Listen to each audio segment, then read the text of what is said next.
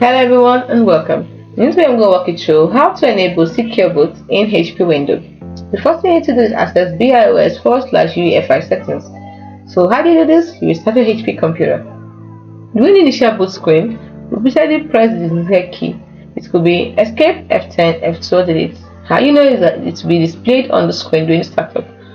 Once you press that key, next you have to use the arrow key to navigate through the BIOS/UEFI menu. Look for a section related to security, boot, or authentication. Within that section, you should find an option labeled Secure Boot. So select the Secure Boot option and choose Disabled. Confirm and save.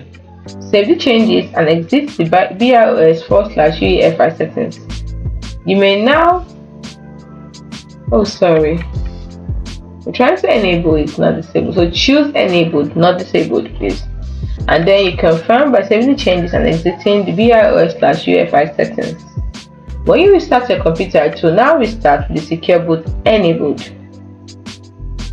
It's as simple as that. Hope you found it helpful. If you did, like and subscribe to the channel for more. But before I go, please don't forget that modifying the BIOS/UEFI settings may have unintended consequences, so please proceed with caution and ensure you understand the potential risks before making any changes.